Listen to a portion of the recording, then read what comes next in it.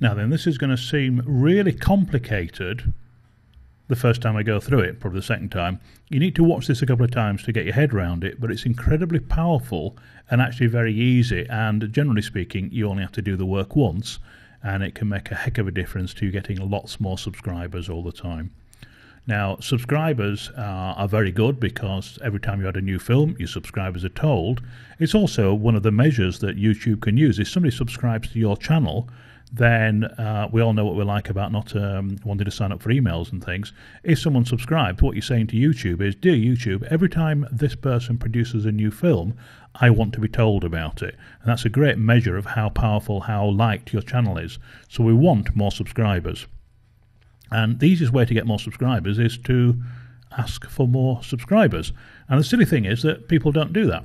A couple of ways of doing it, and obviously you can put it in your description. Click here to subscribe. That's taken as read, I hope, at this stage. You've got your description box. You want some links in there. One of them is click here to subscribe to my channel. You've got annotations. Now, what I do with annotations, I don't put on the annotation, click here to subscribe. When you're, in effect, selling something to somebody, it's a two-way thing. You've got to give them a reason to buy, in this case, to subscribe.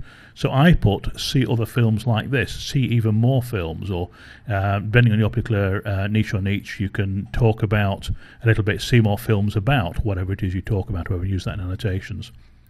The problem with those is that if somebody clicks on the annotation, that film freezes, a new window opens where they can subscribe or watch other films, and it's a bit of a pain. There isn't a better way of doing it that I can think of, and the great brains at YouTube have never thought of anything better, but it's still a bit of a pain. So here's a great way of doing it, because people want to watch the whole of your film. We want to produce what in filmmaking is known as an end slate. Strange title, but a slate is normally that sort of clapperboard that you see when people make films for cinema and things. They then click and other details on. The end slate is a thing that appears at the end of your film. Now, I would suggest you normally keep these on the screen for about 10 seconds. I'm going to show you how to make one really easily, and then you can add it to each of your films. It takes a few more seconds each time for each film, but it's well worth it because people get to the end of your film, and then what do they see? A call for action, as it's called. They want a request for them to subscribe. So let's assume that I've got this film here, which isn't going to work. Let's just drag that down. I've got a film there on a Japanese tea garden. It's 19 seconds. It's a very short film, but we'll ignore that for the second. What I'm going to do is press the little close button here. What I'm going to do now, I'm going to go to this button. I'm in the YouTube editor, incidentally. I hope you all recognise that by now. And what I'm going to do, I'm going to click on text, and I'm going to use this one, centered title.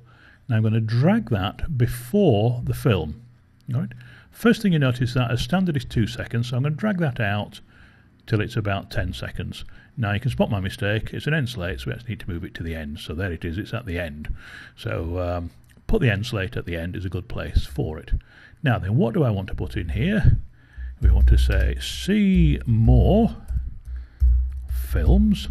Just notice this will take a few seconds to update because this is working on YouTube's servers. Like this. Click here. This is just example wording that I'm making it easy for you. I would suggest that you use your own wording, so see more films, like the sort of thing that you've seen in films that you've seen or whatever. So relevant to your niche, whatever your niche is, see more films about horses, see more films about children playing or whatever. Now, what you want to do is not to say subscribe, because that's a bit like asking, oh, can I have your email address and so on. Seeing more films like that, what you want to do later is make that a link to your subscribe page on YouTube. That's really easy to do, and we'll deal with that in a second. So you can see here we've got an end slate there. It's not brilliant, and so you want to make a bit of colour. Give that a few seconds for YouTube to catch up there. And very artistic. I'm no artist, trust me, you probably realise that now. But I'm just going to show you the sort of things that you can do, because you can make this once, make it look nice, and it can look really good. Let's just show you, let's make that text a bit bigger. And again, it takes a few seconds. This isn't brilliant, but it gives you an idea of what to do and to play with it.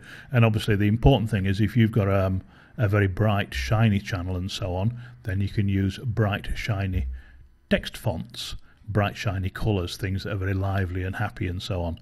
That one is extremely bright. It's probably going to give me a migraine. Let's just turn that background down a bit.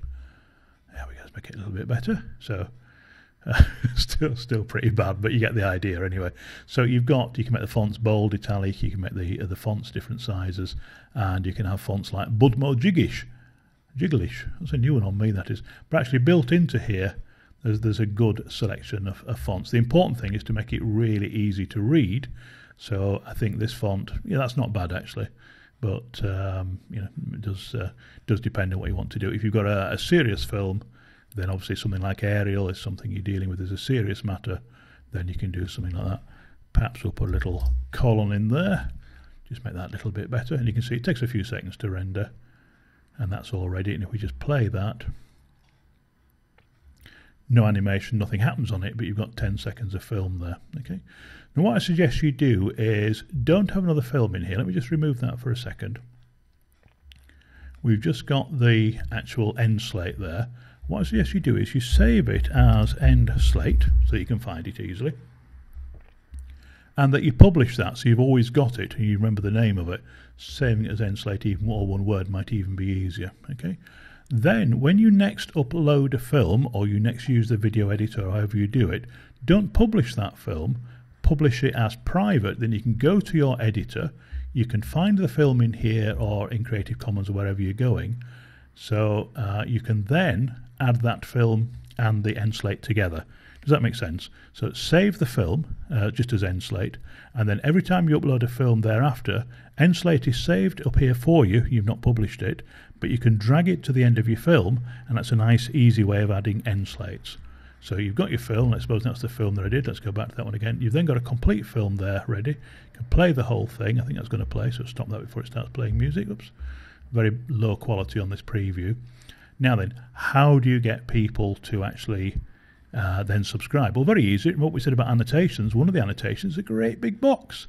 So when you've sent your film, you've published it to your site, you can then go to your annotations, add your calls to action in the top in your normal video editor when you're editing the film, so adding annotations. But for the bit at the end, you can draw a big box. Let's just move the camera to that. I'll just pause that. So you draw one of those big boxes around that, and you make that a subscription link. I did say at the beginning of this several minutes ago, it's quite complicated to follow. It's an easy thing to do, but it's an impossible thing to describe. And I spent the last hour or so doing various rehearsals of this, trying to work out the best way of explaining it. And what I've just done there is the best that I could do. But at its simplest, make an end slate, save it, and then as you make future films, you go into the video editor, you go and find your film or your Creative Commons or your own film, you drag that in, you'll then search for your end slate, and here's, if I go in here, I think I did one earlier, in fact it's there's one that I've done. I can then drop that in, and if we just play that, give it a second, this is going to be a very bad example. Click here now to see more. Again, a little bit more appealing that, but it's very, very easy to do, to see more of your particular niche or whatever. So the secret is not to say click here to subscribe, because, well, what's in it for me? Why should I subscribe if you enjoyed your film? But if you say click here to see more films about, or more films that show this, or more exciting films, a little bit about your niche and things, people are interested. They've actually got to the end of your film. They're obviously interested in it. They want to see more. This is a great way to get them to do it. And by making the annotation a subscribe link, so they have to subscribe, that adds more people to your subscriptions. YouTube likes that because obviously it's showing that more people are subscribing, therefore your films must be liked.